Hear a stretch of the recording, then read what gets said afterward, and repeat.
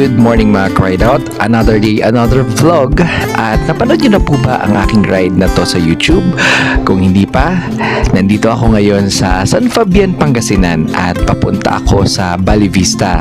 Isang sikat na coffee shop na balita ko ay may magandang tanawin ng San Fabian Beach. Pero bago yan, kailangan ko munang dumaan sa masikip, makipot na kalsada na to at sa paligid ay mga malalagong puno at halaman.